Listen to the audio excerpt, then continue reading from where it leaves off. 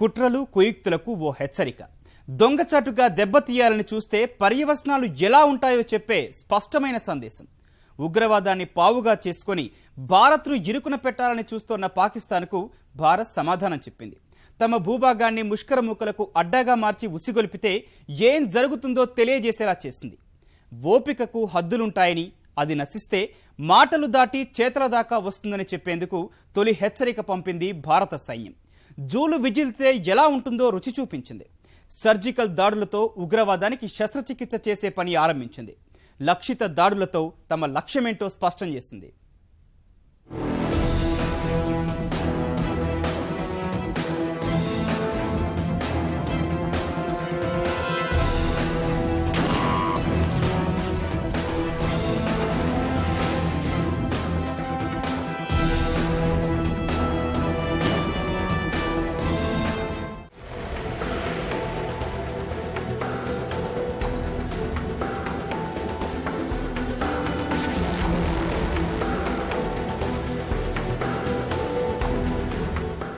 మాటలు లేవు, ఇక చేతలే.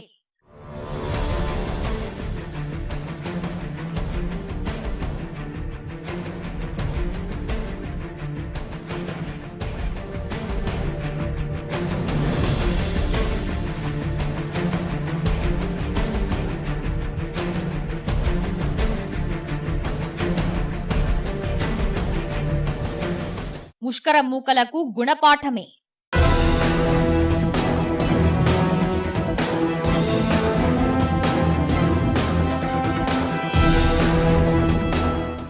మొదలైన భారత సైన్యం పరాక్రమం.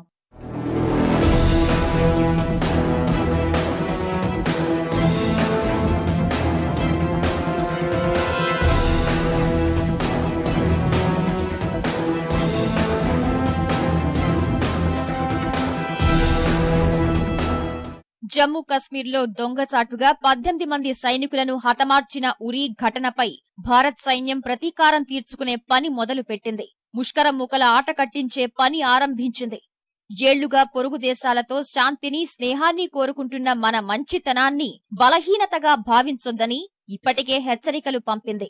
ఉరీ మరణాన్ని ఎప్పటికీ మర్చిపోదని, తగిన మూల్యం చెల్లించుకోక తప్పదని ప్రధాని నరేంద్ర మోదీ ముందే స్పష్టం చేశారు.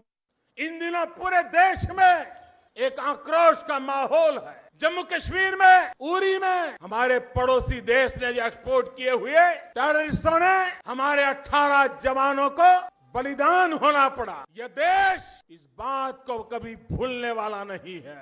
और आज के हुक्मरान आतंकवादियों के आकाओं के लिखे हुए भाषण पढ़ करके कश्मीर के गीत गा रहे हैं। आपको कश्मीर की बातें करके ये आपको गुमराह कर रहे हैं।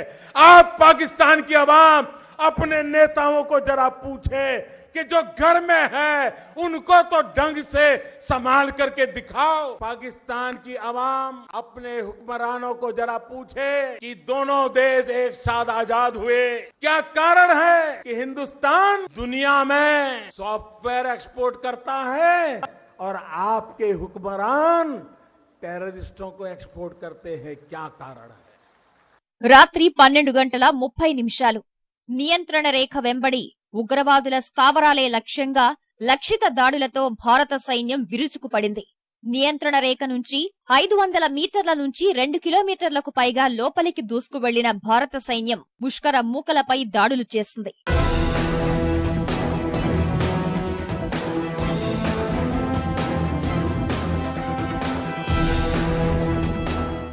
వైమానిక పదాతి దళాలు సంయుక్తంగా కుప్వారా, పూంచ్లో నియంత్రణ రేఖ వెంబడి 5-6 ప్రాంతాల్లో లక్షిత దాడులు చేసినట్లు తెలుస్తోంది. వైమానిక దాడుల్లో భాగంగా MI-17 హెలికాప్టర్లను వినియోగించినట్లు తెలుస్తోంది.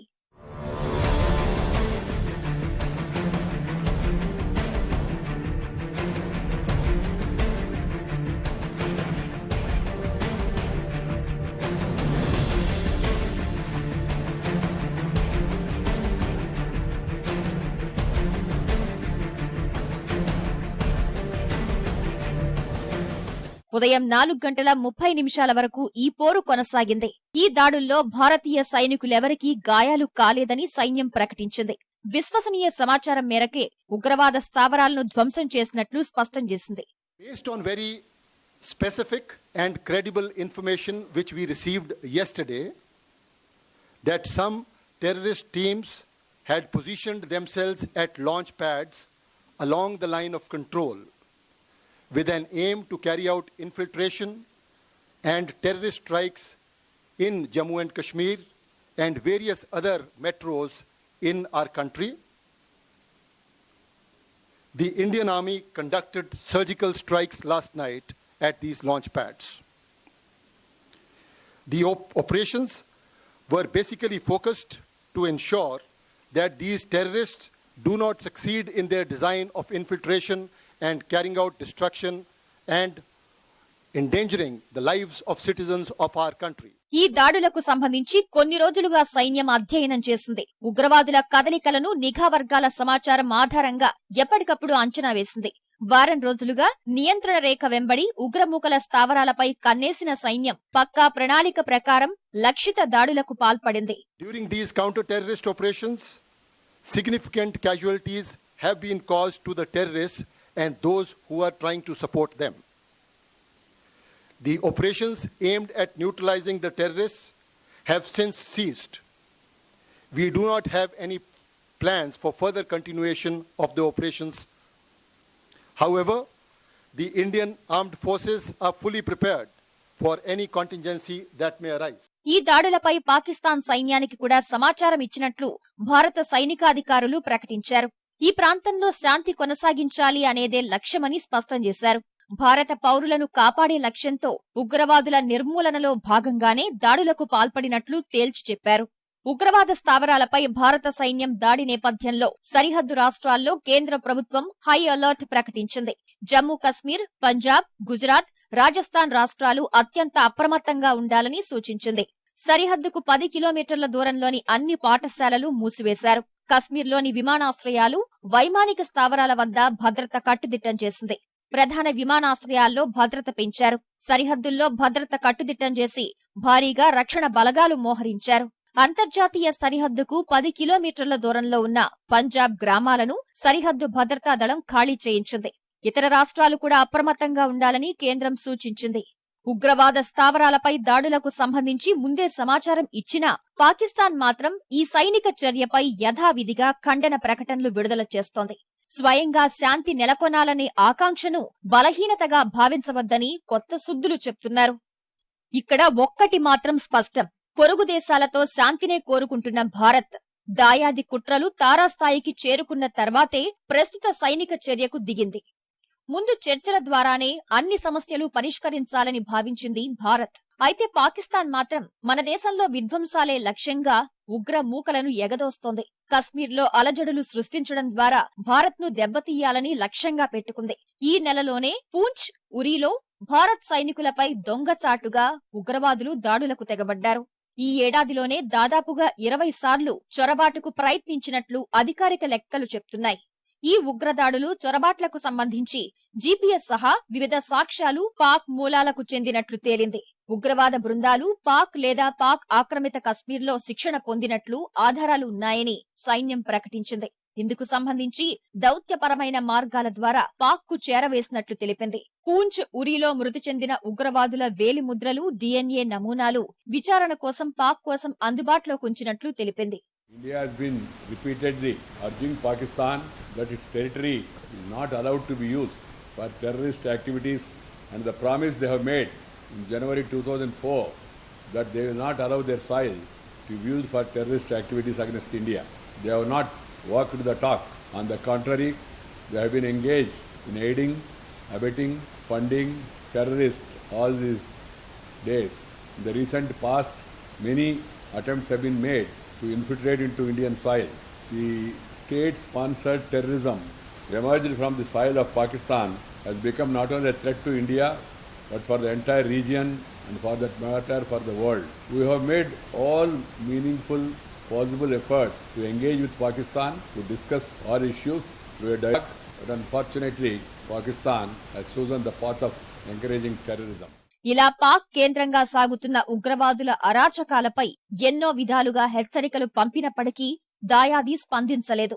భారత్లో విధ్వంసం సృష్టించడమే లక్ష్యంగా తమ భూభాగం కేంద్రంగా ప్రణాళికలు రచిస్తున్నా పట్టించుకోలేదు. పైగా ఉగ్రవాదులతో తమకేం సంబంధం లేదన్నట్లు పైపై మాటలతో కాలం వెళ్లదీస్తూ వస్తోంది. ఇలాంటి పరిస్థితుల్లో ఉరీ ఘటనలో 18 మంది భారత సైనికుల్ని పొట్టన పెట్టుకున్న ఘటనతో దేశవ్యాప్తంగా ఆగ్రహావేశాలు వ్యక్తమయ్యాయి. ఎలాగైనా పాకిస్తాన్కు గట్టి సమాధానం చెప్పాలనే డిమాండ్ వినిపించింది. మరోసారి ఎలాంటి విధ్వంసం జరగకుండా ఉగ్రవాద మూలాలు దెబ్బతీసేందుకు తప్పనిసరి పరిస్థితుల్లో సైనిక చర్యకు దిగింది.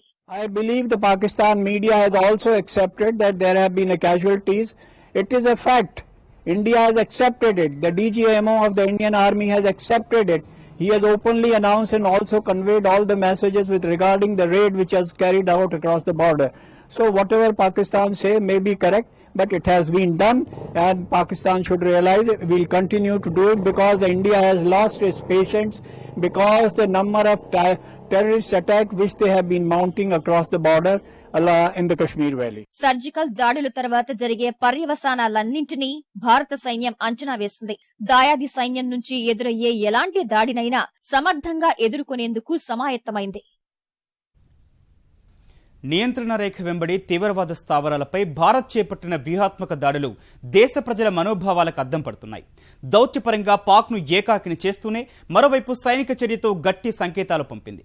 ప్రస్తుతం భారత్ చేపట్టిన ఈ దాడులు తీవ్రవాదుల శిబిరాలను లక్ష్యంగా చేసుకున్నవే కాబట్టి ఈ దాడులపై పాక్ కూడా నోరు మెదపలేని పరిస్థితి. ఎందుకంటే ఉగ్రవాద శిబిరాలపై దాడులు చేపడుతున్నట్టు ముందుగానే ఆ దేశానికి సమాచారం పంపింది భారత్. ఓ లక్ష్యాన్ని ఉద్దేశించి చేసే ఇలాంటి దాడులను సైనిక పరిభాషలో సర్జికల్ స్ట్రైక్స్ గా పిలుస్తారు. ఇంతకీ సర్జికల్ దాడులు ఎలా చేస్తారు? ఈ దాడుల తర్వాత భారత్ తదుపరి వ్యూహం ఎలా ఉండబోతోంది?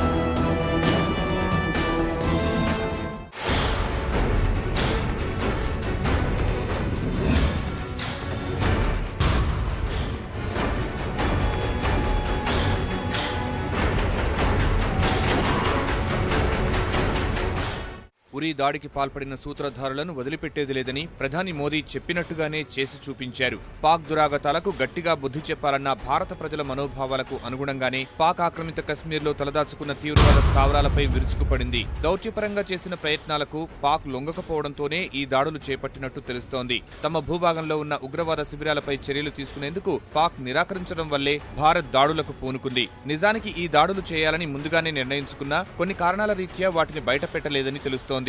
భారత్ యుద్ధానికి సిద్ధమైతే అణ్వస్త్రాలు ప్రయోగించేందుకు వెనుకాడబోమంటూ ప్రగల్భాలు పలుకుతూ వచ్చిన పాక్ ఈ రకమైన దాడులు జరుగుతాయని ఊహించి ఉండదు. పాక్ ఆక్రమిత కశ్మీర్లో భారత్ చేపట్టిన దాడులు వ్యూహాత్మకమైనవి. ఇలాంటి దాడులను ప్రపంచ దేశాలు కూడా తప్పుపట్టలేవు. దాడి జరిగింది ఉగ్రవాద శిబిరాలపై కావడమే ఇందుకు కారణం. లక్ష్యాన్ని సాధించడానికి చాలా దేశాలు అనుసరించే పద్ధతి ఇదే. ఇంతకీ సర్జికల్ స్ట్రైక్స్ అంటే ఏంటి, అవి ఎలా జరుగుతాయన్న విషయాలు పరిశీలిస్తే ఈ దాడులను ఓ రకమైన యుద్ధంగా పరిగణించవచ్చు. దౌత్యపరంగా ఒత్తిడులు విఫలమైనప్పుడు ఉన్న పళంగా శత్రుముఖల నుంచి వచ్చే ప్రమాదాన్ని నివారించడానికి ప్రపంచవ్యాప్తంగా వివిధ దేశాలు ఈ సర్జికల్ దాడులను నిర్వహిస్తాయి. శత్రు స్థావరాలపై ఎదురుదాడి చేయడం, మెరుపు వేగంతో శత్రు స్థావరాలపై దాడి చేసి తిరిగి తమ భూభాగానికి వచ్చేయడాన్ని సర్జికల్ దాడి అంటారు. ఈ క్రమంలో తమ బలగాలు గాయపడకుండా అదనపు జాగ్రత్తలు కూడా ఆర్మీ తీసుకుంటుంది. పక్కా ప్రణాళిక, లక్ష్యాన్ని ఖచ్చితంగా ఛేదించగలమన్న విశ్వాసం ఉంటేనే ఆర్మీ బలగాలు సర్జికల్ దాడులకు దిగుతాయి. Surgical strike means where the surgeon with his surgical instruments carries out on a precise place in a right time with the right instruments or his surgery. Same is the case is a military carries out a precise attack on the right place at the right time with the right weapon in a most economical manner, so that with minimum effort they get the maximum results. That is surgical strike, which India has got. What Osama bin Laden had faced from American army in Abbottabad, that was surgical strike. So surgical strikes are carried out in a very professional manner, but you have to have a precise information, intelligence at a very high level. ఇలాంటి దాడుల ద్వారా తక్కువ నష్టంతో ఎక్కువ ప్రయోజనం పొందవచ్చు. భారత్ లక్ష్యం తీవ్రవాద స్థావరాలను ధ్వంసం చేయడమే కాబట్టి అందుకనుగుణంగానే ఈ దాడులను చేపట్టింది. సర్జికల్ స్ట్రైక్స్ ఎక్కువగా గగనతల నుంచే సాగుతూ ఉంటాయి. ఖచ్చితమైన లక్ష్యాన్ని ఎంచుకుని దాడులు జరపడం వల్ల పక్కనున్న ప్రాంతాలకు నష్టం జరిగే అవకాశాలు చాలా తక్కువ. ఒకవేళ నష్టం జరిగినా అది స్వల్ప మొత్తంలోనే ఉంటుంది. పాక్ ఆక్రమిత కశ్మీర్లో తీవ్రవాద శిబిరాల గురించి పక్కా సమాచారం అందుకున్న భారత్ అందుకే సర్జికల్ స్ట్రైక్స్ ను ఎంచుకుంది. గతేడాది జూన్లో కూడా భారత్ ఇలాంటి దాడులు నిర్వహించింది. అప్పుడు మయన్మార్లో తలదాచుకున్న తీవ్రవాదుల భరతం పట్టింది. గతేడాది జూన్ 4న ఈశాన్య రాష్ట్రం మణిపూర్లో నాగా మిలిటెంట్లు రెచ్చిపోయారు. మయన్మార్ నుంచి సరిహద్దులు దాటి వచ్చి ఆకస్మిక దాడి చేసి 18 మందిని హతమార్చారు. ఈ దాడితో ఒక్కసారిగా ఉలిక్కిపడింది సైన్యం. దాడికి 3 రోజుల తర్వాత జూన్ 7న ప్రభుత్వం నుంచి ఆదేశాలు వచ్చిందే తడవుగా పక్కా ప్రణాళికతో మయన్మార్లో షెల్టర్ తీసుకుంటున్న మిలిటెంట్లపై దాడి చేసింది. నాగా మిలిటెంట్లు పెద్ద ఎత్తున హతమయ్యారు. 70 మంది కమాండోలు కేవలం 40 నిమిషాల్లో 38 మంది మిలిటెంట్లను మట్టుబెట్టి పని పూర్తి చేసుకువచ్చారు. Let me clarify first that it is a major achievement by Indian Armed Forces. This is the second strike which has been carried out in recent years. First was on eastern border inside Burma, and this is the first one on the western border. This strike is our fundamental right. I congratulate Indian Army and the government for this, taking this bold step. It is our right to protect our borders, to protect our soldiers, protect our cantonments. I congratulate them. ప్రస్తుతం చేపట్టిన దాడులు కూడా ఇదే తరహాలో ఉన్నాయి. వైమానిక దళానికి చెందిన ప్రత్యేక కమాండోలు, పారాచూట్ దళం కూడా ఇందులో పాల్గొన్నట్టు తెలుస్తోంది. అనుకున్న లక్ష్యం పూర్తయిన వెంటనే తిరిగి తమ స్థావరానికి చేరుకోవడం ఈ దాడుల్లో ముఖ్యమైనది. గతంలో మయన్మార్లో చేపట్టిన దాడులు అక్కడి ప్రభుత్వం, స్థానిక నిఘా విభాగాల సహకారంతో చేపట్టినవి కాబట్టి విజయవంతం అయిందని, అయితే ప్రస్తుతం ఇక్కడ అలాంటి పరిస్థితి లేదని దాడికి ముందు కొందరు హెచ్చరించారు. కానీ భారత సైన్యం మాత్రం అనుకున్నది సాధించింది. పాక్ కు చెప్పి మరీ పాక్ ఆక్రమిత కశ్మీర్లోని తీవ్రవాద శిబిరాలపై దాడి చేసింది. స్నేహహస్తం చాస్తున్నంత మాత్రాన చేతకాని వారిలా భావించవద్దని సంకేతాలు పంపింది. For all Indians, because Pakistan has been behaving like a rogue state.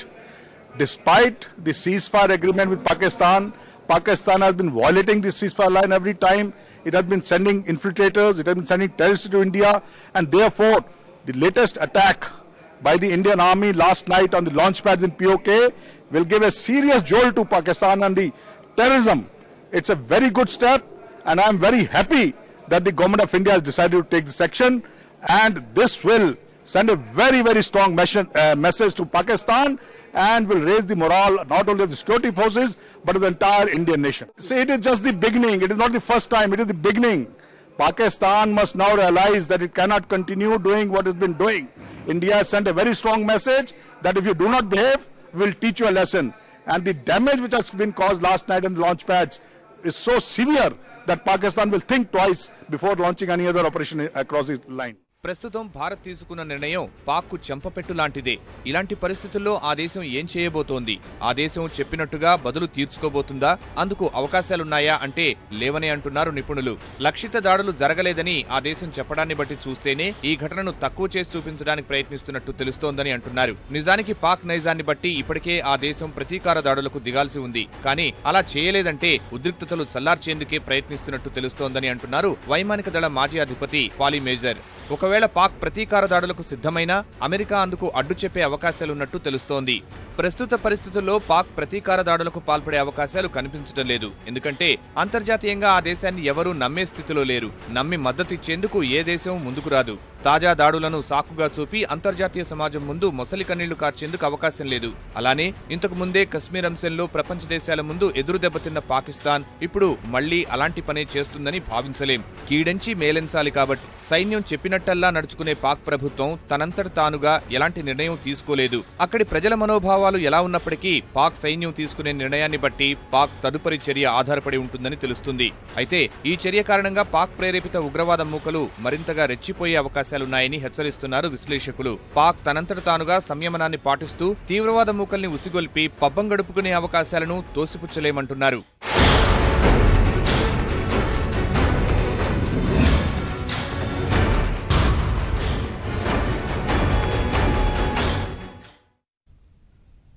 ముందుగా ఎక్కడా చిన్న మాట కూడా బయటకు పొక్కలేదు. గంటల వ్యవధిలో ఏం చెయ్యాలి అనుకున్నారో అది చేసేశారు. ఇన్ని రోజులుగా యావత్ దేశం ఏం కోరుకుందో ఆ మనోభావాలు గౌరవిస్తూ గర్జించారు. పాపిస్టి మూకల స్థావరాలపై మెరుపు దాడులతో ఉక్కిరిబిక్కిరి చేశారు.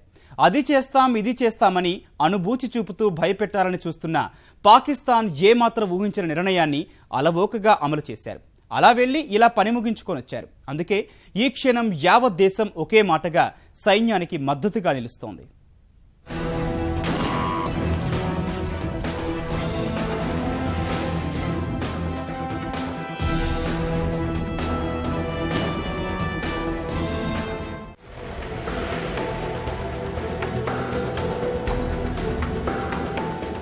సెప్టెంబర్ 28.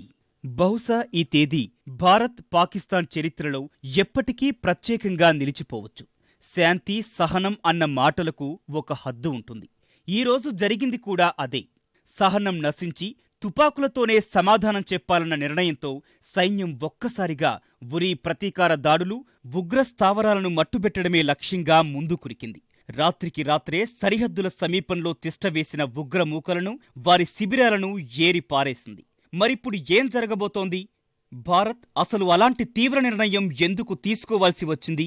రక్షణ రంగ నిపుణులు, సైన్యం, విశ్రాంత సైనిక సిబ్బంది అనే కాదు, రాజకీయంగా, ప్రభుత్వపరంగా, సాధారణ ప్రజల్లో అందరిలోనూ ఇదే అభిప్రాయం. ఇప్పటికైనా సరైన నిర్ణయం తీసుకున్నారు. మాటలు తూటాలు ఒకే బాటలో సాగవనే వాస్తవాన్ని గ్రహించి పాకిస్తాన్కు బుద్ధి చెప్పడానికి ఇదే సరైన దారి అని అంతా అనుకుంటున్నారు. ఢిల్లీలో కేంద్ర హోంశాఖ కార్యాలయంలో నిర్వహించిన అఖిలపక్ష భేటీలో అంతా ముక్త కంఠంతో భారత సైన్యం చర్యను సమర్థించారు. వారికి బాసటగా ఉంటామని స్పష్టం చేశారు. కుక్క కాటుకి చెప్పుదెబ్బలాంటి సమాధానమే సరైందని ఒకటే అభిప్రాయం వ్యక్తం చేశారు. సైన్యం బాటపై అందరిది ఒకటే మాటగా నిలిచారు.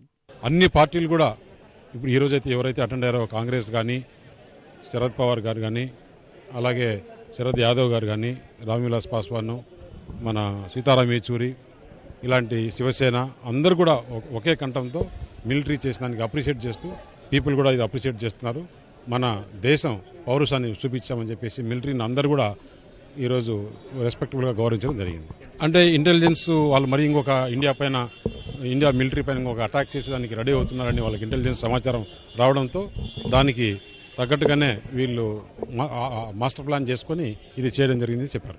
అక్కడ వాళ్ళు కూడా అసలు ఇక్కడ ఏం జరగలేదని చెప్పింది. ఎందుకంటే అక్కడ మిలిటరీ యాక్టివిటీస్ కాకుండా ఇది మిలిటెంట్ యాక్టివిటీస్, టెర్రరిస్ట్ యాక్టివిటీ కాబట్టి వాళ్ళు దీన్ని ఓన్ చేసుకోలేరు. ఇది మనకు కూడా మంచిదే. ఈ 70 సంవత్సరాల సమస్యను ఈ మన ప్రధానమంత్రి నరేంద్ర మోడీ గారు పర్మనెంట్ గా దీన్ని తీసేయాల్సిందిగా అందరూ కూడా కోరుతున్నారు. ఎంత చెప్పినా కుక్కతోక వంకర అన్న తీరులోనే ప్రవర్తిస్తోన్న పాకిస్తాన్కు ఇలాంటి సమాధానమే చెప్పాలనేది చాలా కాలంగా వినిపిస్తోన్న మాట. అయినా ఓపికతో వ్యవహరిస్తోన్న భారత్కు పాక్ నాయకులు, సైన్యం, ఐఎస్ఐ, ఉగ్రవాదులు ఎప్పటికప్పుడు పరీక్ష పెడుతూ వస్తున్నారు. వాస్తవానికి పాకిస్తాన్ సైన్యం భారత్తో నేరుగా తలపడిన ఏ ఒక్క యుద్ధంలోనూ కనీసం పరువు కూడా దక్కించుకోలేదన్నది ప్రపంచమంతా ఎరిగిన విషయం. బంగ్లా విమోచన యుద్ధంలో అయితే ఏకంగా సగం భూభాగాన్ని కోల్పోయి 93,000 మంది వారి సైనికులు బందీలుగా చిక్కారు. అయినా పోనీలే అని భారత్ క్షమించి వదిలేసింది. ఆ తర్వాత అయినా పాకిస్తాన్ బుద్ధి మార్చుకున్నది లేదు. పైగా ఉగ్రవాదానికి ఊతమిస్తూ పరోక్ష యుద్ధ వ్యూహాలను అమలు చేస్తూ వస్తోంది. పేరు మోసిన ఉగ్రవాది ఒసామా బిన్ లాడెన్ను పాక్ భూభాగంలోనే అమెరికా సైన్యాలు మట్టుబెట్టాయి. తాలిబాన్ల అధిపతి ముల్లా అఖ్తర్ మన్సూర్ పాకిస్తాన్ భూభాగంలోనే కుక్కచావు చచ్చాడు.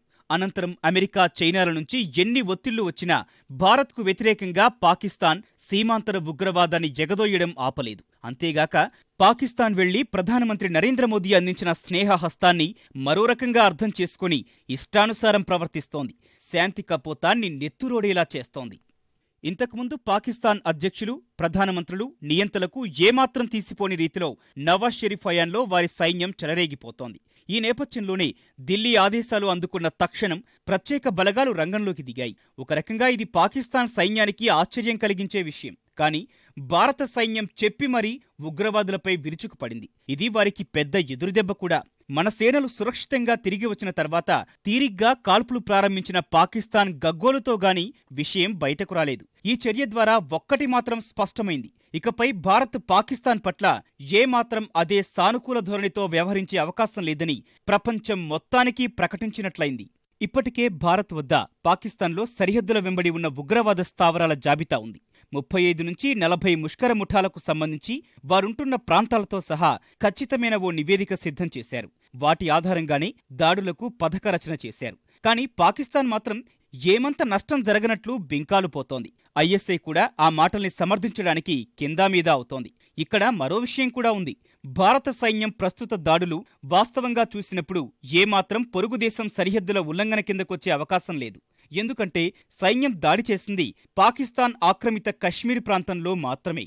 Pakistan, which is a rock state, which is a terrorist state, which says that Burhan Wani, there's Hafiz Sayyid are their leaders, and they are protecting them, they are abetting them, and they are sending those people under the cover of their fire to Indian territory, providing them all the logistics, and they have created chaos and disorder in Jammu and Kashmir, especially Kashmir Valley.